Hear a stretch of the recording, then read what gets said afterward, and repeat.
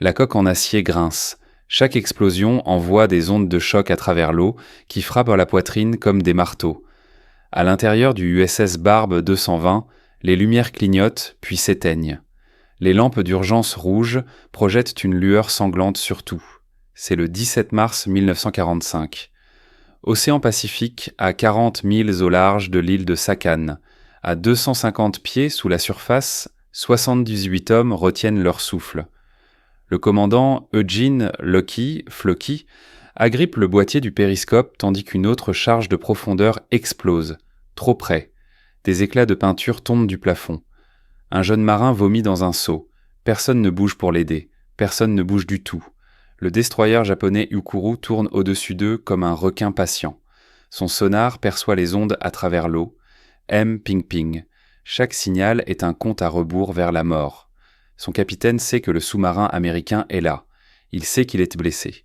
Une hélice endommagée, des batteries fissurées qui fuient du gaz chloré.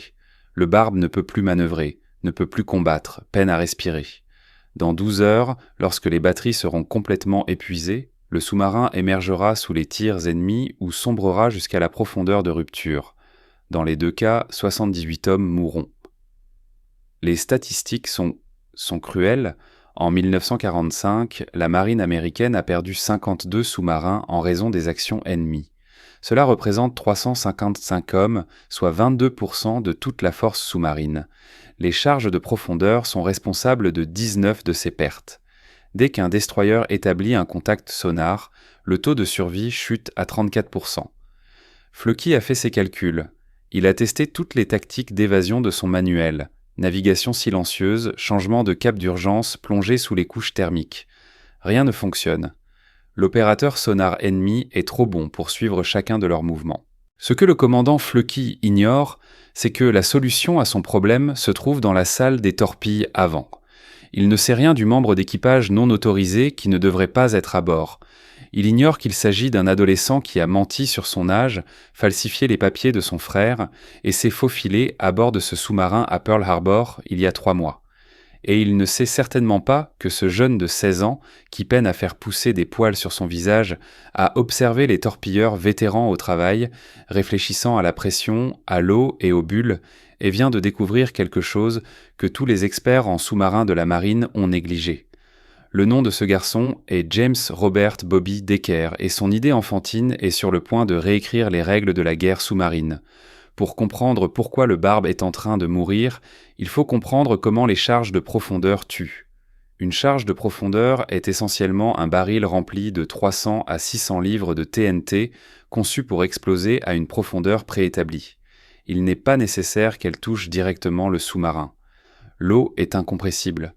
L'onde de choc se propage sans obstacle dans toutes les directions. Si une charge de profondeur explose à moins de 28 pieds de la coque d'un sous-marin, la pression fait éclater la coque. À moins de 50 pieds, elle endommage gravement l'équipement, fait éclater les tuyaux, court-circuite les systèmes électriques. À moins de 150 pieds, elle secoue l'équipage au point qu'il ne peut plus fonctionner. Mais le véritable tueur n'est pas l'explosif, c'est le sonar. Le sonar actif envoie des ondes sonores à travers l'eau. Lorsque ces ondes frappent quelque chose de solide, comme un sous-marin en acier, elles rebondissent.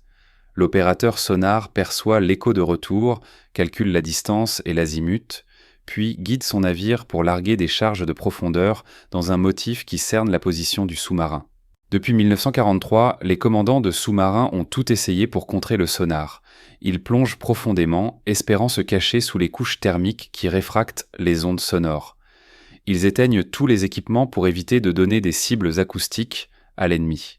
Ils libèrent de l'huile et des débris pour faire croire à l'ennemi qu'il coule. Rien de tout cela ne fonctionne de manière fiable. Le groupe de recherche sur les opérations sous-marines de la marine américaine a analysé 1008 attaques par charge de profondeur dans le théâtre du Pacifique. Leur conclusion est sans appel. Une fois qu'un contact sonar est établi et maintenu, la survie d'un sous-marin dépend principalement de la chance.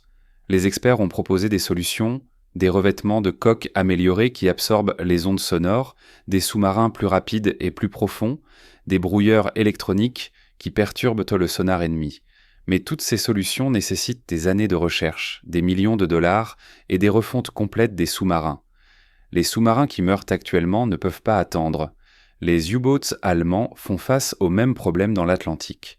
Les destroyers britanniques et américains les coulent à un rythme catastrophique. 237 U-boats perdus rien qu'en 1944. La solution marine Kriegs déployée en 1942 est un dispositif appelé BOLD ou Pellenwerfer par les équipages allemands. C'est une canette métallique remplie d'hydrure de calcium et de poussière de zinc. Lorsqu'elle est expulsée du sous-marin et exposée à l'eau de mer, elle provoque une réaction chimique massive créant des millions de bulles qui reflètent les impulsions du sonar. Les services de renseignement alliés connaissent le BOLD. Ils ont récupéré des canettes sur des U-boats coulés, ils ont analysé la composition chimique. Le rapport du renseignement naval américain 47A45 d'octobre 1944 conclut « Bien que théoriquement efficace, le dispositif BOLD nécessite des tubes de lancement spécialisés et des produits chimiques volatiles inadaptés aux opérations des sous-marins américains. Il n'est pas recommandé pour l'adoption. » Traduction, c'est une technologie allemande. Elle nécessite du matériel allemand. Les sous-marins américains ne sont pas conçus pour cela et réaménager la flotte prendrait des années. Ainsi, les commandants de sous-marins américains continuent de mourir de la même manière, piégés sous l'eau, tandis que les destroyers ennemis lâchent méthodiquement charge après charge, suivant le motif de plus en plus près, jusqu'à ce que quelque chose de vital se casse. Les enjeux n'ont jamais été aussi élevés. Les sous-marins américains sont les armes les plus efficaces du Pacifique. Ils ont coulé 300 navires marchands japonais, 5 millions de tonnes de marchandises ennemies. Ils ont étranglé les lignes d'approvisionnement du Japon, coupant le pétrole des Indes néerlandaises, le caoutchouc de l'Indochine, le riz de Corée. Ils affament l'ennemi jusqu'à la soumission. Mais le prix à payer est mesuré en navires perdus et en hommes tombés. Le Waroo des États-Unis a disparu. Le USS Arthur a disparu.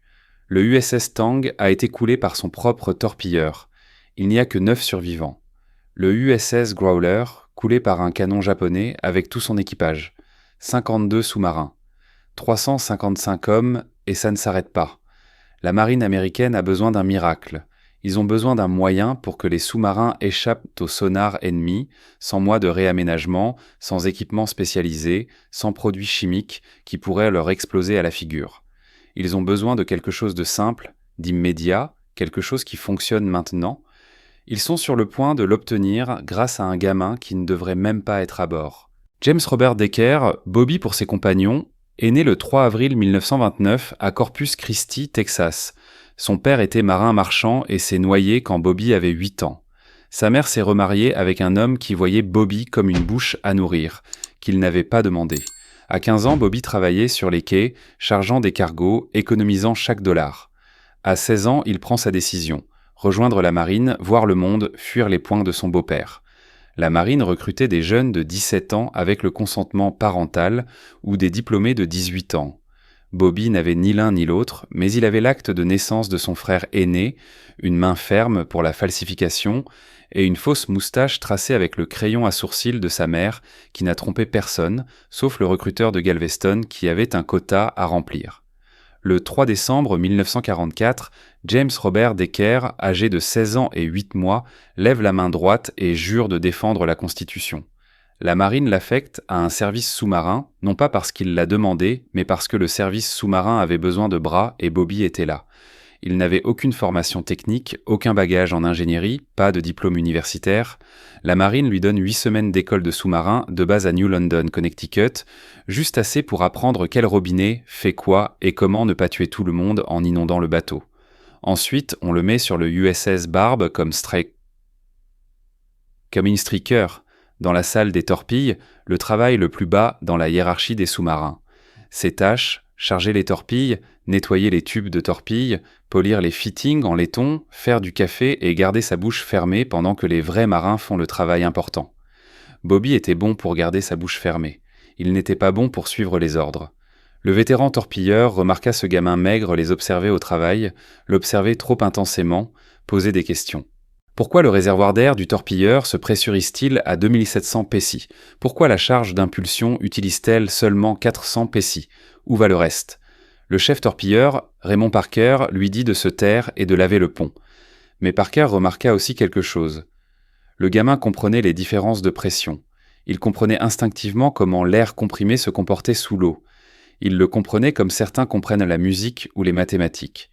Lors des deux premières patrouilles de guerre du Barbe, Bobby garda la tête baissée. Il chargeait les torpilles. Il tirait les tubes quand on le lui demandait. Il observait le commandant Flucky traquer les navires japonais avec une agressivité calculée qui effrayait et enthousiasmait l'équipage. Mais pendant les attaques par charge de profondeur, et il y en a eu 7, Bobby remarqua quelque chose que les vétérans avaient manqué.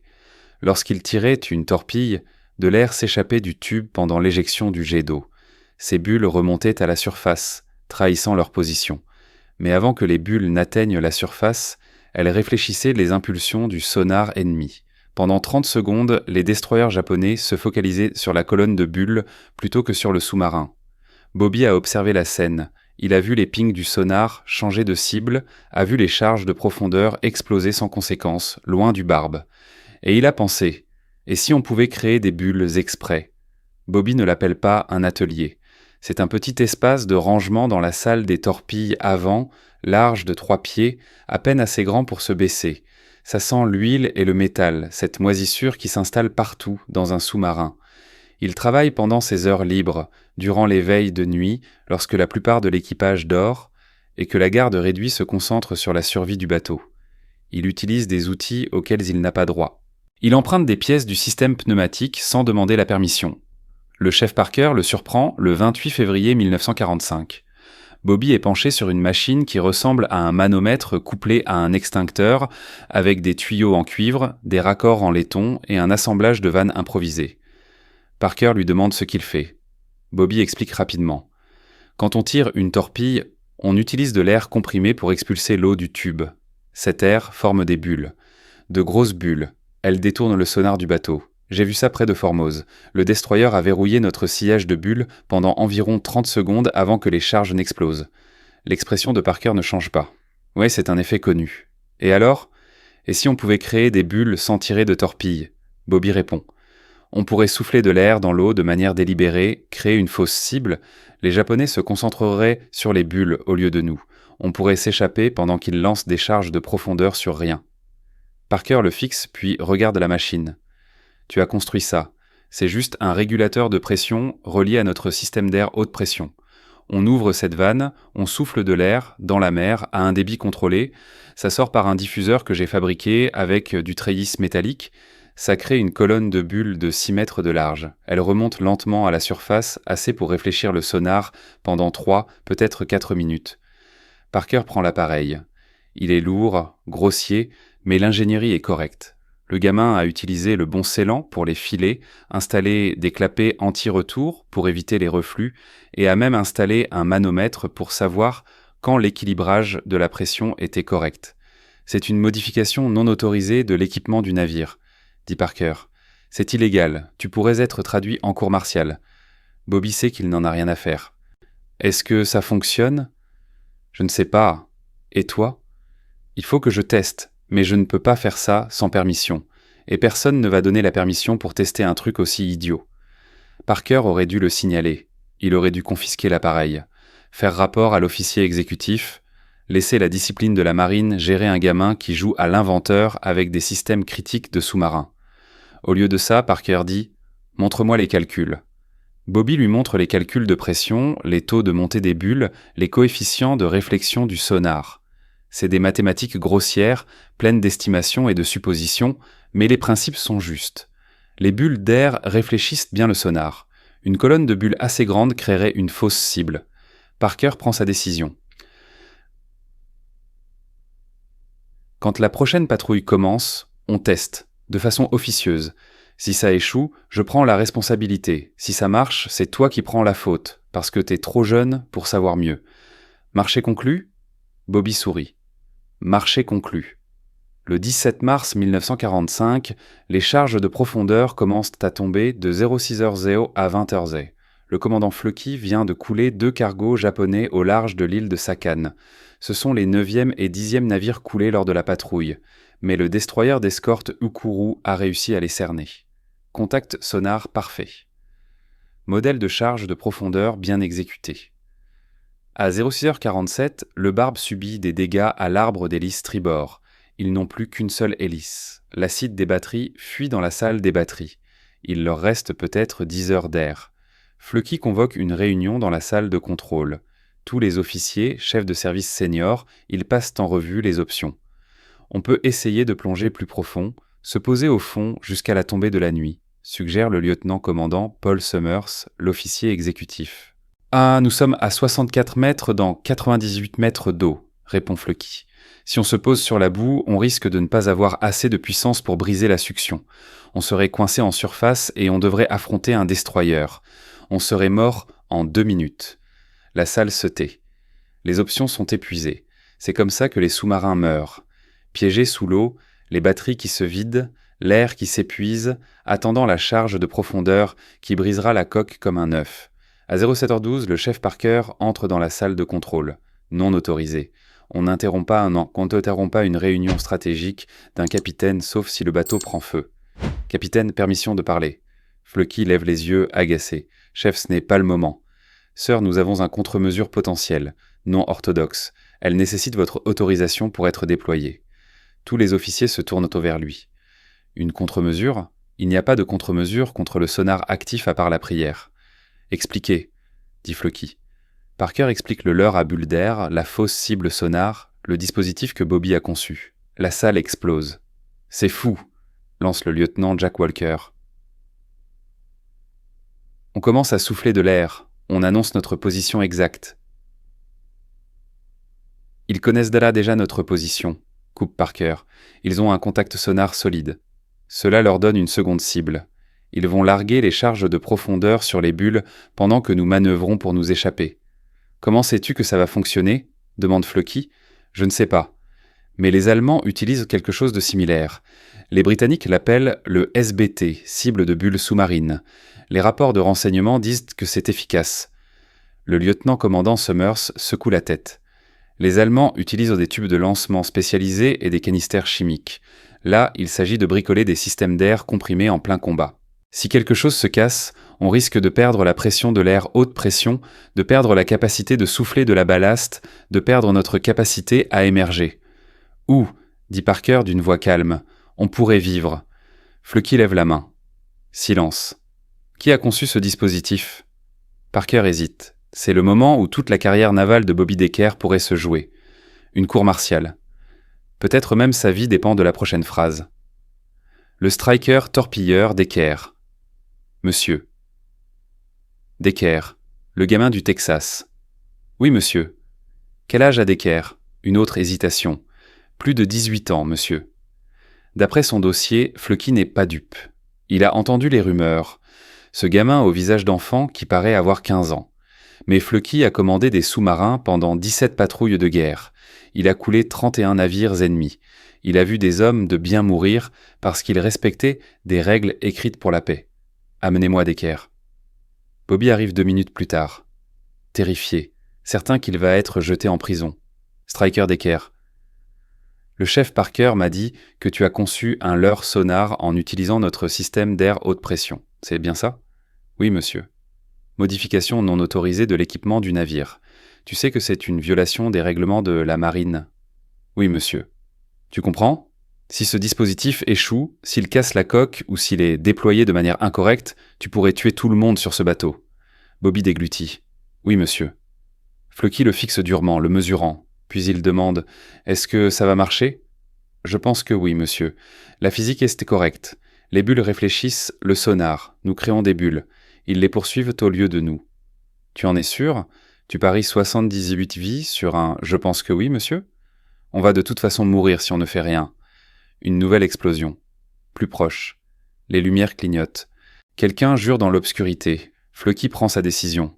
Préparez-le. Déployez-le sur mon ordre. Si ça marche, tu recevras une récompense. Si ça échoue, tu seras traduit en cour martiale. De toute façon, tu ne t'ennuieras pas. Bouge. Bobby se précipite.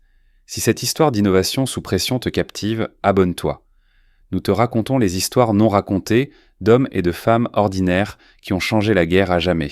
Pas d'algorithme, pas de raccourci, juste de l'histoire qui mérite d'être mémorisée. À 07h29, Bobby Decker et le chef Parker installent le générateur de bulles sur le collecteur d'air haute pression de la salle des torpilles avant. C'est une installation grossière. Des tuyaux en cuivre fixés sur les tuyaux existants, une vanne à billes pour contrôler le débit, une plaque diffuseuse boulonnée sur un raccord traversant normalement utilisé pour souffler la ballast d'urgence. Bobby demande « À 65 mètres ?» La réponse vient de la salle de contrôle, 65 mètres. Bobby fait les calculs. À 65 mètres, la pression de l'eau est d'environ 86 psi. Le système d'air haute pression fonctionne à 3000 psi.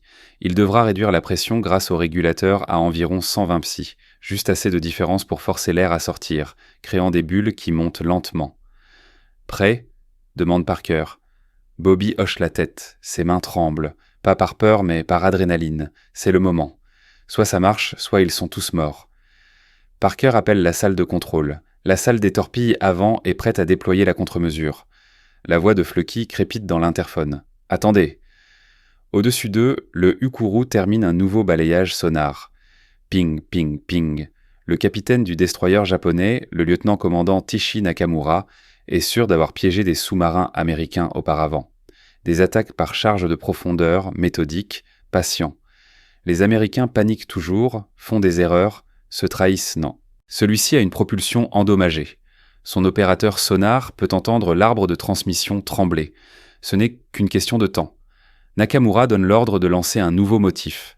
5 charges de profondeur à 60 mètres, espacées de 20 mètres en ligne perpendiculaire à la trajectoire du sous-marin. Dans le barbe, l'équipage entend les charges plonger dans l'eau. 5 éclats distincts. Flucky compte à rebours. 5, 4, 3. Déployez la contre-mesure maintenant. Flucky ordonne.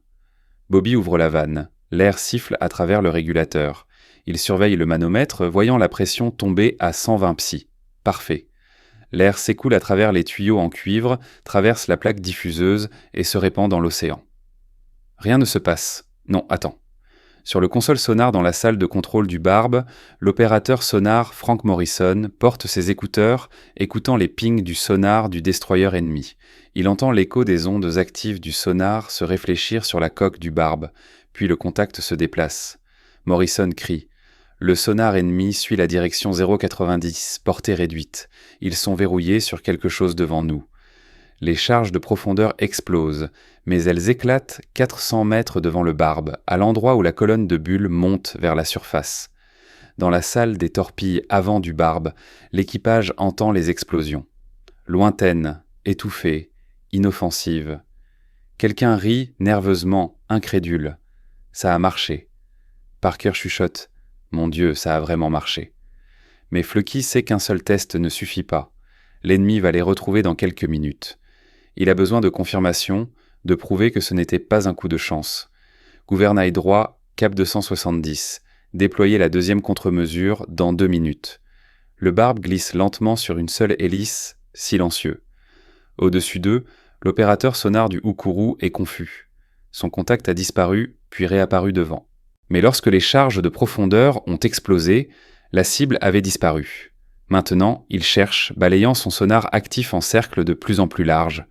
2 minutes plus tard, Bobby déploie à nouveau. Cette fois, le sonar japonais se verrouille sur la nouvelle colonne de bulles en 30 secondes. Nakamura donne l'ordre de larguer les charges de profondeur. 6 autres barils de TNT tombent dans l'eau, explosent sans effet sur le leur. Le motif se répète. 4 fois de plus. Pendant les 3 heures suivantes, Bobby crée des leurres à bulles. 4 fois de plus, le destroyer japonais gaspille ses charges de profondeur sur des fantômes. À 10h45, le Ukuru a dépensé 42 charges de profondeur. Ses magazines sont presque vides. Son opérateur sonar rapporte plusieurs contacts confus, certains en mouvement, d'autres immobiles, aucun ne se comportant comme un sous-marin. Nakamura, frustré et à court de munitions, interrompt l'attaque. À 11h12, Flucky ramène le Barbe à la profondeur du périscope. Il voit le Ukuru s'éloigner vers le nord-est, de la fumée noire s'échappant de ses cheminées, en sécurité hors des stations de combat. Flucky annonce « Nous sommes tirés d'affaire ». L'équipage éclate en acclamations. Les hommes se prennent dans les bras. Quelqu'un commence à chanter. Le chef Parker trouve Bobby dans la salle des torpilles, avant, assis sur le sol, la tête entre les genoux, haletant de soulagement. Tu as bien bossé, gamin, dit Parker. Bobby relève la tête. On a survécu, on a survécu. Flucky documente tout. Il consigne l'engagement dans les moindres détails, heures, profondeur, actions ennemies, contre-mesures, déploiement, résultats. Il inclut des schémas de l'appareil de Bobby, les calculs de pression, les notes opérationnelles. Lorsque le Barb revient à Pearl Harbor le 28 mars 1945, Flucky soumet son rapport de patrouille au commandant des forces sous-marines du Pacifique. Il y joint une recommandation précise: le leurre à bulles d'air conçu par le Striker des Caire devrait être testé, amélioré et déployé sur l'ensemble de la flotte. Il ne nécessite aucun équipement spécialisé, aucune substance chimique et peut être installé sur des sous-marins existants en moins de 4 heures. La section des tactiques sous-marines de la marine examine le rapport, puis teste le concept. En mai 1945, ils ont transformé le prototype rudimentaire de Bobby en un équipement officiel, le leurre à bulles sous-marin, modèle 1. L'installation commence immédiatement. 32 sous-marins reçoivent la modification avant le jour de la victoire. L'impact statistique est mesurable. Entre mars et août 1945, les sous-marins américains équipés de leurres à bulles survivent à 89% des attaques par charge de profondeur, contre 74% pour les sous-marins sans le dispositif. Cela représente une amélioration de 15 points du taux de survie. 15 points de pourcentage signifient des vies sauvées. Environ 180 sous-mariniers qui seraient morts ont survécu grâce à un gamin de 16 ans qui a pensé aux bulles pendant une attaque par charge de profondeur, et l'ennemi savait que quelque chose avait changé. Une interrogation post-guerre du capitaine Nakamura est enregistrée dans le rapport de renseignement allié J-156. Lorsqu'on lui demande quelles étaient les tactiques des sous-marins américains en 1945, Nakamura répond à Ils, les Américains, ont développé une sorte de technologie fantôme. Notre sonar se verrouillait sur la cible. On attaquait, mais le sous-marin disparaissait. On entendait le bruit des hélices dans une direction, mais le sous-marin refaisait surface à des kilomètres. C'était comme s'il pouvait se diviser en plusieurs cibles. Très frustrant, très efficace. Après la guerre, la marine tenta d'oublier Bobby Decker. Pas délibérément, pas malicieusement, juste bureaucratiquement. Les archives ont révélé son vrai âge. Une enquête a montré qu'il s'était engagé avec des documents falsifiés. Techniquement, toute sa carrière était illégale. Techniquement, tout ce qu'il avait fait, y compris sauver le Barb, avait été accompli alors qu'il était un membre non autorisé de l'équipage. La solution de la marine, comme souvent, fut de le radier discrètement en septembre 1945 et de prétendre que le problème n'avait jamais existé. Pas de fanfare, pas de cérémonie, pas de reconnaissance de sa contribution. Le commandant Eugene Flucky s'est battu. Flucky, qui recevra plus tard la médaille d'honneur pour ses patrouilles de guerre à bord du Barb, écrivit une lettre virulente au bureau du personnel naval. L'âge du Striker des Caire est sans importance. Sa contribution, elle, ne l'est pas. Il a conçu un dispositif qui a sauvé ce bateau et qui en sauvera d'autres. Le radier sans reconnaissance est de la lâcheté déguisée en règlement. La bureaucratie a gagné. Bobby fut libéré avec une sortie honorable, mais sans médaille, sans félicitations, sans reconnaissance officielle. Mais Flucky n'avait pas terminé. En 1946, il publia un livre intitulé « A Thunder Below ». Dans ce livre, il consacra tout un chapitre à Bobby et au leurre à bulles, créditant le jeune homme par son nom, et les hommes du Barb n'oublièrent jamais, ils n'oublièrent jamais. À chaque réunion, ils racontaient leur colhistoire. Lors des événements pour les vétérans, il retrouvait Bobby et s'assurait que tout le monde sache ce qu'il avait accompli.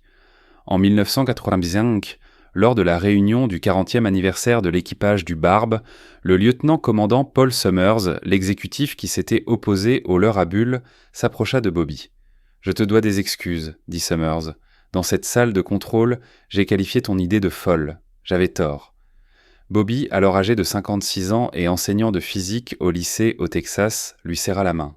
« Tu faisais ton travail, tu pensais au bateau, tu nous as sauvés, nous nous sommes sauvés les uns les autres. » C'est ainsi que fonctionnent les sous-marins. Le leurre à bulles évolua. Dans les années 1960, la marine américaine développa des contre-mesures acoustiques sophistiquées, des leurres à torpilles émettant des sons imitant les moteurs des sous-marins, des rideaux de bulles déployés par des lanceurs spécialisés. Les sous-marins modernes sont équipés de systèmes de contre-mesure directement inspirés du simple régulateur d'air et de la plaque diffuseuse de Bobby Decker. Ces dispositifs sont toujours utilisés aujourd'hui, classifiés bien sûr. Mais si vous demandez à un technicien sonar de sous-marin à propos de la tromperie acoustique, il vous dira « Nous avons trompé le sonar ennemi avec des bulles depuis la Seconde Guerre mondiale ». Cette lignée remonte à un gamin de 16 ans qui ne devait pas être là. L'histoire de Bobby Decker n'est pas une histoire de génie adolescent. C'est l'histoire d'une innovation née de la désespérance. C'est celle d'institutions qui ont failli passer à côté d'une idée salvatrice parce qu'elle venait de la mauvaise personne. Les experts de la marine ont passé des années à analyser les canisters Bold allemands, concluant qu'ils étaient trop complexes pour une adoption par les Américains. Un adolescent sans formation formelle a regardé le même problème et a pensé « et si on soufflait simplement de l'air dans l'eau ?» Parfois, la percée ne vient pas d'un PhD. Elle vient de la personne la plus proche du problème, prête à essayer quelque chose que tout le monde considérait comme trop simple, trop évident, trop stupide pour fonctionner. 78 hommes sont rentrés chez eux après cette patrouille. Beaucoup ont eu des enfants, des petits-enfants, des vies entières. Tout ça parce que quelqu'un a demandé « et si ?» et quelqu'un d'autre a répondu « on va le découvrir ».